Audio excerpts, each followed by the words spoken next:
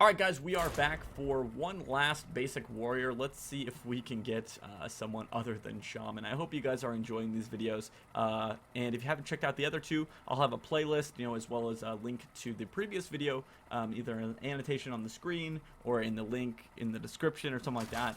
Be sure to check it out. And, I go a bit more in depth in some of the games. So it looks like we're not going to play Shaman again. So we're actually going Warrior versus Warrior. This doesn't bode too well for me, seeing as how this is a basic Warrior deck that we're using versus most likely a better Warrior deck than us. So we want to keep the Fiery Wind Axe every single time. That card is one of the best cards in the deck. If not the best, because of just how much value you can get out of it. The rest of them I think we might actually drop, because most likely we're not going to get a lot of cleave value, since we're going to be killing the minions with the Fiery War Axe right off the bat, so the cleave isn't really going to get that much value. Most of the time, when you get Slam, you're going to want to be replacing cleave with Slam. Cleave is not that great of a card most of the time. It's too hard to use most of the time, because you should be clearing most of their board. It's more of a card that you use when you're behind, and even then, 2 damage to random minions isn't that much. No much mentor, it's a 4-drop. I'm going to drop it, execute. I don't really need executes until I'm having to deal with stronger cards. So this is good here. Oh, 2 Wind Axes, and we have this is like actually a really good hand. The only thing is the Novice Engineer could be something else. The reason that this hand is so good is because it's going to, so what I can do here is I can actually drop out the Novice Engineer with the coin. This potentially allows him to play his War Axe, which will then allow me to use the Acidic Swamp Ooze to kill his War Axe. So these are just kind of some things you want to think about, is if I do this, what are they going to do? So like I can use the Acidic Swamp Ooze to kill this as well. It's not going to be as great, as a killer killing a Fiery War Axe, but we still are getting a little bit of value out of it. Yeah, like I said, Acidic Swamp Ooze against Warrior, against Rogue, against Paladin. Those are ones where you generally want to keep your Acidic Swamp Ooze to use it for maximum value. So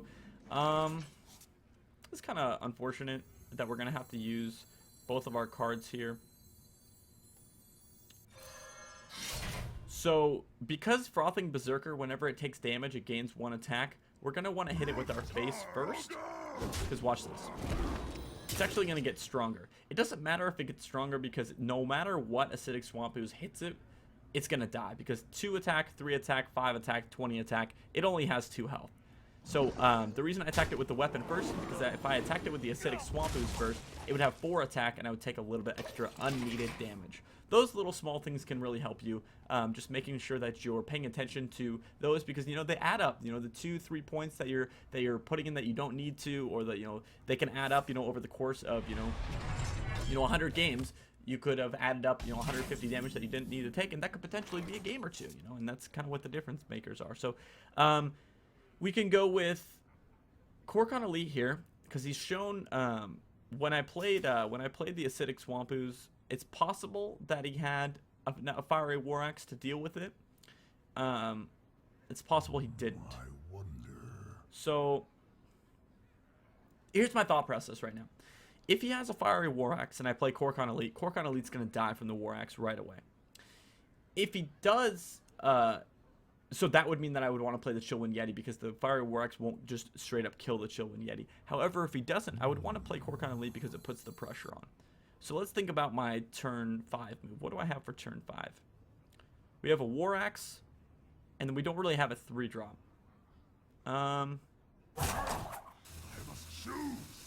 But we do have a way. We do have a way to deal with most of whatever he plays with the Fiery War Axe and the Execute, so we don't really need the charge. So I think I'm going to choose to go with both of these cards to the face, because I have another War Axe and I have an Execute, so I can deal with anything he plays. If he plays a War Axe and hits my Korkan Elite, just kind of got to deal with it,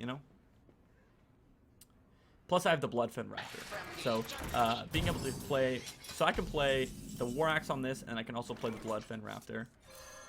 So War Axe is going to kill this. He healed quite a bit from that, which is fine. And then we're going to play the Bloodfen Raptor, because, again, we still have a way to deal with most everything he plays, so we don't really need to draw a card right now. Because we have an Execute, we have a Fiery War Axe stack. We are good to go, mostly. And then next turn, we're going to be able to play Boulder Fist Ogre if we want, or we can play Chillwind Yeti and Novice Engineer. So right here, he gets a little bit of value out of Cleave right after I talked about how Cleave was not that great of a card. But again, it is a card for when you're behind, and you can see the benefits of Cleave kind of right there, is that it does kind of allow you to get a little bit of board control. However, I'm just going to use Fiery War Axe on the Arathi Weaponsmith, and then I'm going to actually choose to... Okay, so this is actually kind of tough. So I could play the Novice Engineer, kind of hope to grab another weapon here, along with the Yeti. However, the Novice Engineer is going to die to the Battle Axe. So I could go with the Boulder Fist Ogre. However, if I play the Boulder Fist Ogre and he just kills it, he's going to have... that's one of my kind of late game cards. So I'm thinking I'm going to go with the Novice Engineer here, see what I draw, and then most likely play Yeti. It's going to get a free trade here, but I kind of want to make him use any removal he has on Chillwind Yeti. Maybe even put out another Chillwind Yeti to kind of keep buying out his removal spells, and then I can drop the Boulder Fist Ogre when he doesn't have much to deal with. So he's choosing to actually Whirlwind. If he doesn't execute here, then I made the right choice by holding off the Boulder Fist Ogre. Sweet. So what happened there is he played Whirlwind to get value because he's going to hit the Novice Engineer, kill it, and then he's going to hit the Chillwind Yeti, which it only does 1 damage to the Yeti, and the Yeti has 5 health. So brings it down to 4 health. However, with the spell Execute, which you can see I also have in my hand, it's going to destroy any damaged minion. So what he did is he used 1 mana on Whirlwind, 1 mana, 1 card, 1 mana, 1 card. So that's 2 mana total and 2 cards to take care of Chillwind Yeti, which is 4 mana, 1 card, and Novice Engineer, which is 2 mana, 1 card. So he dealt with 2 cards with 2 cards, but he used 2 mana to deal with 6 mana. So overall, that's pretty good value there for him. I'm going to kind of overhit a little bit here on the Warsong Commander by using my Arcanite Reaper, and then I'm going to put this Bloodfen Raptor out here to kind of bait out him using his weapon stack here. The reason I want him to use his weapon stack is because if he has another Execute, I want to make sure that he doesn't have an easy way to... So he's definitely going to hit this because he doesn't want me to pop this shield with Sunwalker. Yeah. What I wanted, I didn't want him to have an easy way to execute. So this is pretty unfortunate situation to be in here, because Divine Shield, what it does is that you have to hit it. It doesn't matter if you hit it with 300,000 damage or 1 damage. The Divine Shield has to pop before you do damage to the actual creature. And since I only have high damage options in my hand, and I don't have any way to directly deal at least 1 point of damage, I have no way to deal with this right off the bat. I also want to make sure I'm not playing my Boulder Fist Ogre here, because this guy's going to be able to do 4 damage without the Boulder Fist hitting back at all. So he's actually just going to go for the face here, which that's fine. Hopefully I can draw something like a Whirlwind here. Whirlwind would have been really nice, but unfortunately I wasn't able to draw it.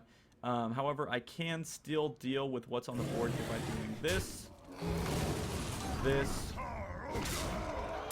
and then I can put a little bit of pressure out by putting out the Boulder Fist Ogre. So what I did there is I popped the Divine Shield with my Chillwind Yeti. Unfortunately, Chillwind Yeti does have to die because the Sunwalker was upgraded to 5 attack, and then Chillwind Yeti died because he only has 5 health.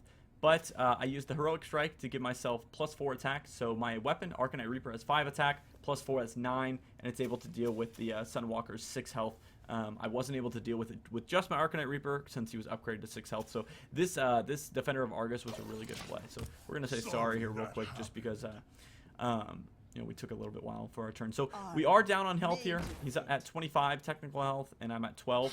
So we aren't in the best spot here, but we do have a really, really strong minion here. So is he gonna hit face with this? Is he gonna go? Okay.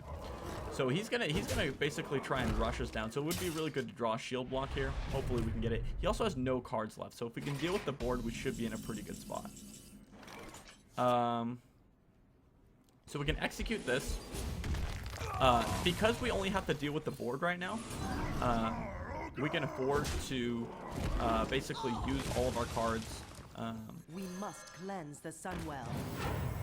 We can basically afford to not get the best value out of some of our cards. So like executing a 4 mana, which only has 2 health, isn't always the best choice.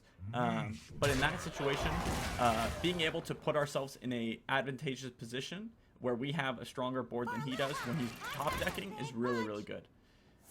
Plus, we only have a little bit of health, so if we didn't take care of basically every card he had, there was a good chance he was going to kill us. So, like, right here, he brought us down to 3 health. However, we have complete board control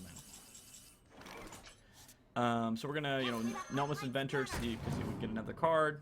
And we have Cleave. Like I said, you know, Cleave, if that was Slam, we could have dealt with this minion for free. Now we have to decide, do we want to get extra damage and lose a minion? Or do we want to keep the minion and do a little bit less damage?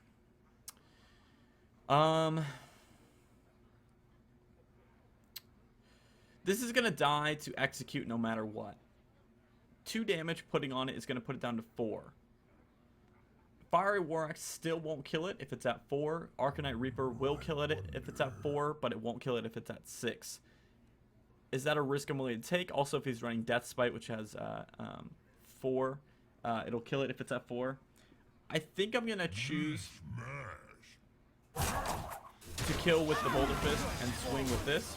And then, of course, we want to make sure we're armoring up because, you know, it's... We're such low health. Armoring up every turn is absolutely a must at this point. Pretty good. Pretty good for us since that's not really going to do much to us. So we can pretty much just choose to swing face here. Hey, give me a minute. Push forward.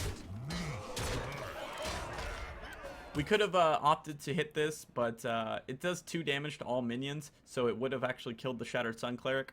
And he's most likely just going to do that anyway. He'll probably put the Explosive Sheep into either... Yeah, most likely this, because he's bringing down to 1 health. If he has something to deal with that, that's going to be pretty unfortunate. But whenever you gain armor and give this minion +1 attack, doesn't matter, because we're just going to kill it with the Boulder Fist Ogre. Or we can actually execute it. I think we might actually execute it, just so we can continue to get damage off. Give me a minute. Because 7 damage is a ton of damage. And we're in an okay spot here. It would have been nice, you know, again, if this was Slam rather than Cleave, because, you know, odds are he doesn't get 2 minions out somehow unless he plays one of the ones that summons another minion. So Cleave is basically a dead card at this point. But so he's going to draw another card. So there is possibility he plays another minion. If he does, that would be really awesome for Cleave. That would actually, yeah. So, you know, pretty lucky. I wonder if he's going to hit that. Really? Okay. Bring him down to 6. So let's see what we grab with shield block, shall we? Okay. Yeah. Okay, and then we'll use our Cleave. Boom, boom. And if we hit this, if we hit double face, is it worth if we hit double face?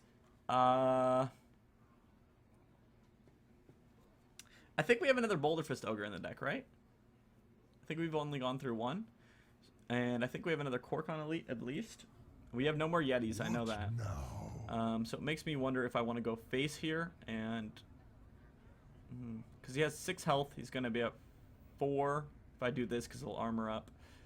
And I have 14, but I also have a shield block.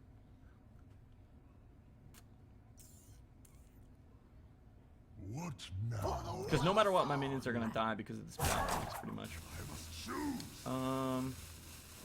Hey, give me a minute. Yeah, I think we'll decide to trade here. So he can hit this and armor, and he'll stay at 6.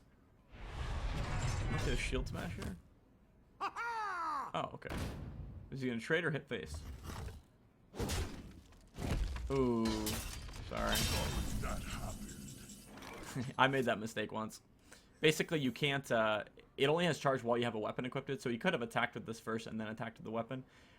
Do we bother playing shield block here right now? I don't think we do. Hey, give me a minute. I'm just gonna go face here, just because I'm not really worried about what South Sea Deckhand can combine with 1 card, unless he gets execute and hits my Boulder Fist and, you know, executes it. That's gonna be incredible value. But looks like we're good to go here. So we do win here. Odds are, I mean, he can crash these. and I could still do 6 damage. I need to draw 2 damage, and I'm pretty sure I've got a couple options. At least 3 out of my 6 cards I think have the option to do at least 2 damage. I'm not positive though. I think I actually have another cleave in this deck. Really gonna hit base. Okay. Well played. So that was a bit of a longer match. You know, we actually went down really low in the cards, so it kind of shows this deck's weakness when you do get to that late game is it really doesn't have a lot of like just hard swinging end game factor. It is really about getting a lot of consistency in the early game and hoping to ride the coattails of that consistency by having so many 2-drops, so much little removal, and then just hoping that you get well placed executes on their big cards. You know, and you know you can use Heroic Strike, Arcanite Reaper to deal with big cards. Big things you're going to run into, big problems with this deck. You don't have a whole lot of options like right off the bat for dealing with big taunt cards, so you're going to have a lot of trouble with things like Druid. Because, you know, if they drop, you know, the 5/10 taunt, what do you have to really deal with it right away? Not a lot. That's why having Slam as opposed to Cleave is really good, because you can slam it and then, you know, hope to get your execute. With this deck as it is now, you're going to have to usually hit it with something, and you don't have a lot of charge cards that you can just kind of throw away. You don't have Shield Slam that you can, like, you know, Hero Power, Shield Block, Shield Slam, do a ton of damage, and then maybe hit with your War Axe or something like that.